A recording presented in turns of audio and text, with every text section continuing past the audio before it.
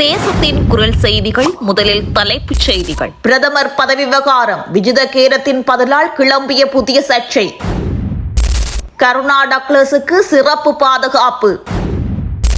பெண்ணின் கையில் இருந்த பொருள் அதிரடியாக செயற்பட்ட போலீசார். புலம்பெயர் தொழிலாளர்கள் அனுப்பும் பணத்தில் பாரிய வீழ்ச்சி.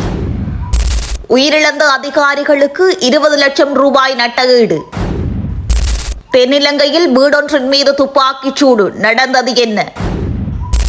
இலங்கையில் வங்கிகளில் கணக்கு வைத்திருப்போருக்கு விடுக்கப்பட்டுள்ள முக்கிய எச்சரிக்கை. இனி விரிவான செய்திகள். தேசத்தின் குரல் யூடியூப் தளத்தை சப்ஸ்கிரைப் செய்து இணைந்திருங்கள். வெளியுறவுத்துறை அமைச்சர் விஜித கேரத் பிரதமராக நியமிக்கப்படுவார் என்பது குறித்து தகவல் தற்போது அரசியல் வட்டாரங்களில் கசிந்துள்ளது. இது குறித்து தென்னிலங்கை ஊடகம் ஒன்று செய்தி வெளியிட்டுள்ளது.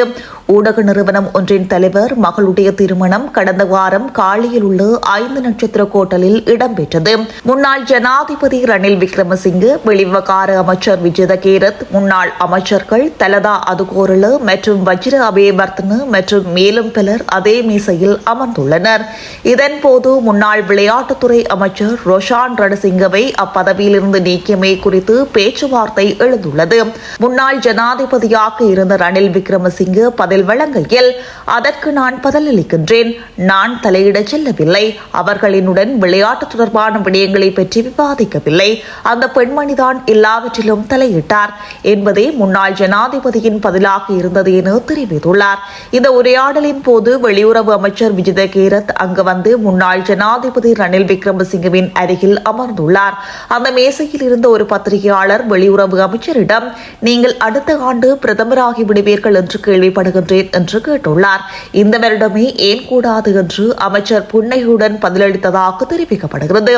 இவ்வாறான பின்னணியில் அமெரிக்க தூதரகத்தின் 250வது தேசிய தின கொண்டாட்டங்களின் போது பல தூதரகங்களின் அதிகாரிகளும் ஒரு மேற்கிந்திய தூதரகத்தின் அதிகாரிகளும் எதிர்காலத்தில் அரசாங்கத்தில் பிரதமர் பதவிக்கான போட்டி உருவாகும் என்று ஊகித்துள்ளனர் என்றும் அந்த செய்தியில் தெரிவிக்கப்பட்டுள்ளது. டக்ளஸ், கருணா, தேசபந்து, ஞானசாரர் தேரர் உள்ளிட்ட 13 முக்கிய அரசியல்வாதிகளுக்கு சிறப்பு பாதுகாப்பானது தற்போதைய அரசாங்கத்தினால் வழங்கப்பட்டுள்ளது என தகவல் ஒன்று வெளியாகியுள்ளது. தற்போதைய அரசாங்கம் கடந்த காலங்களில் முக்கிய பிரமுகர்களுக்கு பாதுகாப்பு வழங்கி வந்த காவல்துறை அதிகாரிகளை பெருமளவில் நீக்கிய நிலையில் இந்த நடவடிக்கை முன்னெடுக்கப்பட்டுள்ளது. இதன்படி எதிர்க்கட்சி உறுப்பினர்களில் கபீர் காஷிம், எஸ். ஸ்ரீதரன், ரஞ்சித் மத்தும பண்டார, எச்.எல். தர்மசேன உள்ளிட்ட எம்பிகளுக்கு அத்தகைய பாதுகாப்பு வழங்கப்பட்டுள்ளது. அத்தோடு முன்னாள் சபாநாயகர் அசோக சப்புமெல் ரன்வெல, சட்டத்தரணி சரத்குமார், அஜித் சாந்த பிரியதர்ஷன, ருவன் விஜயவீர, திலங்கு கமகி, சுனில் பியான்வெல மற்றும் தினேஷ் கேமந்த் ஆகியோருக்கு மட்டுமே ஆளும் கட்சியிலிருந்து முக்கிய பிரமுகர் பாதுகாப்பு வழங்கப்பட்டுள்ளது. அத்தோடு முன்னாள் சபாநாயகர் கருஜே சூரிய, விநாயகமூர்த்தி முரளிதரன் மற்றும் முன்னாள் நாடாளுமன்ற உறுப்பினர் டக்ளஸ் தேவானந்தா ஆகியோருக்கும் முக்கிய பிரமுகர் பாதுகாப்பு வழங்கப்பட்டுள்ளது. அத்தோடு முன்னாள் காவல்துறை தலைவர்கள் என்.கே. இலங்கக்குன், புஜித் ஜெயசுந்தர, தேசபந்து தென்னகோன் மற்றும் முன்னாள் சிறைச்சாலைகள் ஆணையாளர் துஷாரா உபில்தனிய ஆகியோருக்கு இந்த பாதுகாப்பு வழங்கப்பட்டுள்ளது.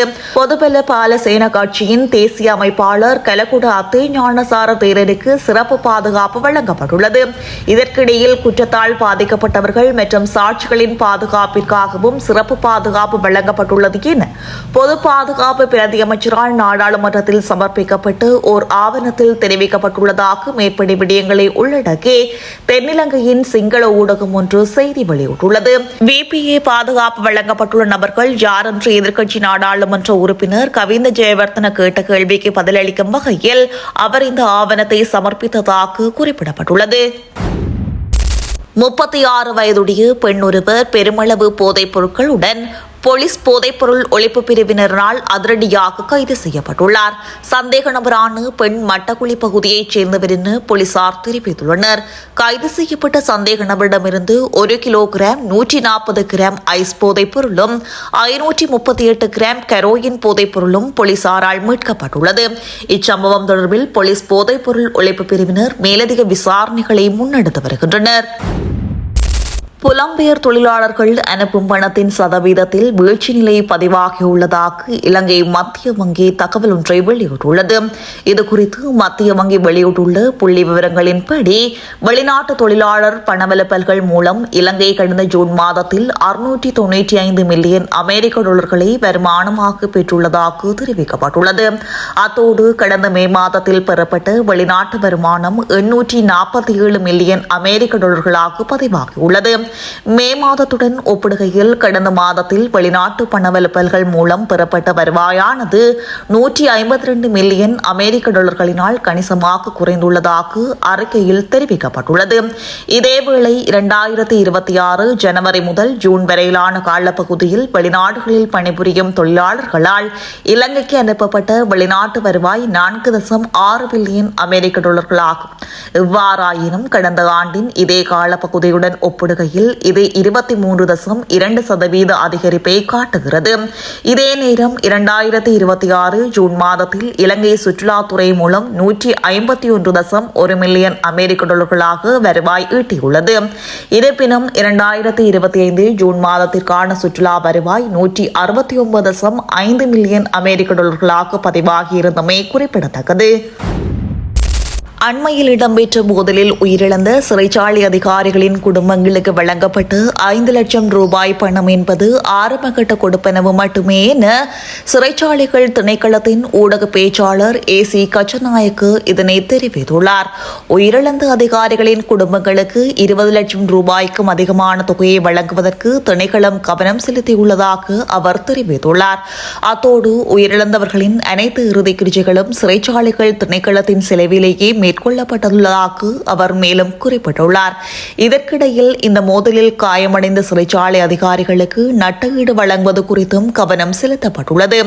மோதலில் காயமடைந்த 7 அதிகாரிகள் தொடர்ந்தும் வைத்தியசாலையில் சிகிச்சை பெற்று வருவதாகவும் அவர்களில் 3 கொழும்பு தேசிய வைத்தியசாலையின் தீவிர சிகிச்சை பிரிவில் அனுமதிக்கப்பட்டுள்ளதாகவும் சிறைச்சாலைகள் திணைக்களத்தின் ஊடக பேச்சாளர் கஜநாயக்க மேலும் குறிப்பிட்டுள்ளார். தென்னிலங்கை பகுதியில் உள்ள வீடொன்றின் மீது துப்பாக்கிச் சூடு நடாத்தப்பட்ட விடயம் பெரும் பரபரப்பை ஏற்படுத்தியுள்ளது. இந்த சம்பவமானது மத்துகம நேபுட பகுதியில் உள்ள வீடொன்றில் இடம்பெற்றுள்ளது. நேற்று மாலை வந்த குழுவொன்றினரால் இந்த துப்பாக்கிச் சூடு நடாத்தப்பட்டுள்ளதாக தெரிவிக்கப்படுகிறது. T56 ரக துப்பாக்கியை பயன்படுத்தி இந்த தாக்குதல் நடாத்தப்பட்டிருக்கலாம் என போலீசார் சந்தேகம் வெளியிட்டுள்ளனர். இவ்வாறு இருக்கையில் இந்த சம்பவத்தில் எவ்வித உயிர் சேதங்களும் ஏற்படவில்லை எனவும் சம்பவம் குறித்து போலீசார் விசாரணைகளை முன்னெடுத்து வருகின்றனர் என்பதும் குறிப்பிடத்தக்கது. மத்திய வங்கி பொதுமக்களுக்கு முக்கிய எச்சரிக்கை ஒன்றை விடுத்துள்ளது. அதாவது ஒருவரின் தனிப்பட்ட வங்கிக் கணக்கில் நிகழும் ஒவ்வொரு பரிவர்த்தனைகளுக்கும் அவரே பொறுப்பு என்று தெரிவித்துள்ளது. சிலர் சிறிய மாதாந்திர கட்டணத்திற்கு தங்களது வங்கிக் கணக்கை வாடகைக்கு விட முன்வருகின்றனர். அவ்வாறு வாடகைக்கு விடப்பட்ட கணக்குகள் சட்டவிரோதமான நடவடிக்கைகளுக்கு பயன்படுத்தப்படுவதற்கான சாத்தியக்கூறுகள் அதிகம் என்று மத்திய வங்கி தெரிவித்துள்ளது. எனவே இவ்வாறான சூழல் ஏற்படுமாயின் மற்றவர்களின் சட்டவிரோத நடவடிக்கைகளுக்கு நீங்களும் சட்டப்படி பதில் சொல்ல வேண்டியிருக்கும் என்று வாடிக்கையாளர்களுக்கு எச்சரித்துள்ளது. இதுகுறித்து பொதுமக்கள் விழிப்புடன் இருக்குமாறு மத்திய வங்கி பொதுமக்களுக்கு அறிவுறுத்தியுள்ளது. தேசத்தின் குரல் யூடியூப் தளத்தை சப்ஸ்கிரைப் செய்து இணைந்திருங்கள்.